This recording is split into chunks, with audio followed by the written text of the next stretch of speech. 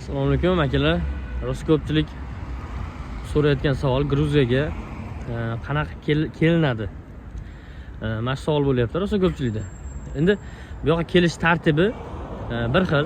Hamma qanaqa kelyapti desangiz, hamma turist bo'lib kelyapti. Turist kim desangiz, turist qanaqa keladi desangiz, turist bordi keldi, biletini oladi. Mehmonxona bromi, sug'urtasi, chiroyli o'ziga qaragan kiyimda bo'ladi. Sumkasida rabochiy kiyimlari bo'lmaydi. Mana shu holatda kelinyapti akalar, bordi keldi bilet, как положено, falsifika bo'lmagan holda. Falsifikani bari bular bir ko'rib biladi darrov. Keyin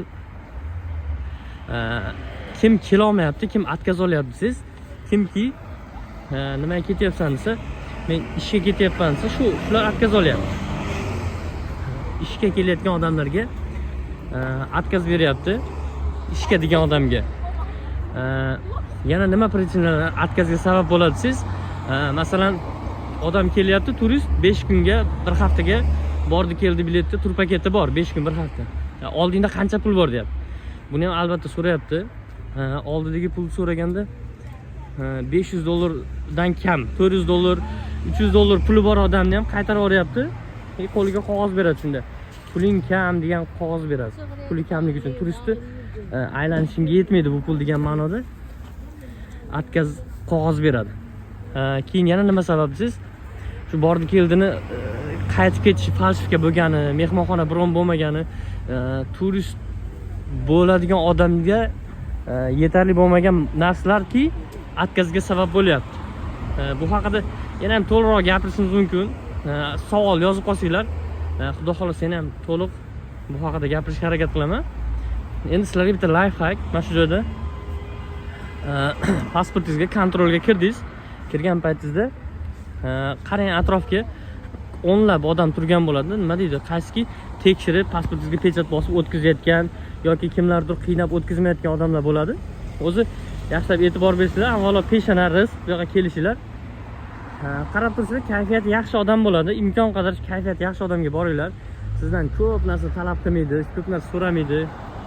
Endi kayfiyati yomon ko'pchilikni, rosa ko'pchilikni qaytarayotgan odamni oldiga borsanglar, sizlarni ham katta ehtimol bilan qaytaradi. Haqiqiy turist bo'lsangiz ham, haqiqiy tur paketingiz bo'lsa ham, tur paketini qimmatidan olgan bo'lsangiz ham qaytarish ehtimoli bor. Chunki qaytayotganlar bor, xuddi shu holatda ham. Xo'p, keyin yana bitta tavsiya, viza karta olinglar. Viza kartangiz bo'lsa, xuddi ichida pul bo'lmasa ham uni tekshirib o'tirmaydi, lekin ayting, "Sto, viza kartamda pul bor" deb. Meni viza kartamda pulim bor deb aytinglar.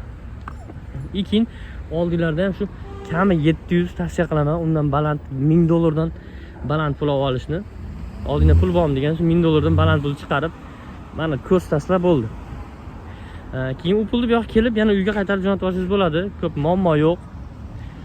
Ishqib kommentarda yozib qo'yinglar.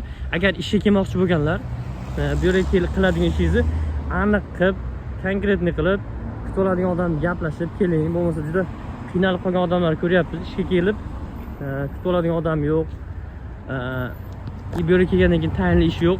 Mehmonxonada qolib ketib, pul sarflaydigan holatlarni ko'ryapmiz. Bu kimki shunaqa holatga tushib qolgan bo'lsa, shunga odamga qiyin. Jo'natgan odamlar aytaveradi akalar. Sizdan qanchadir pulni oladi, просто jo'natib qo'yadi. Ular bu yoqda ko'rmagan ham, bilmagan haligi bu yerda qilinadigan ishlar hayotda qilib ko'rmagan bo'lishi mumkin-da. Shuning uchun bari bir qator bu yoqqa sizni kutib oladigan odam bilan gaplashib, qilinadigan ishni aniq qilib kelsanglar, juda ham yaxshi bo'lardi o'zingizlarga. Uzr, endi hozir ba'zi narsalar balki to'liq gapirib bera olmagandirman. Yozib yuborsanglar kommentga, xudo xolasa javob berishga harakat qilaman albatta.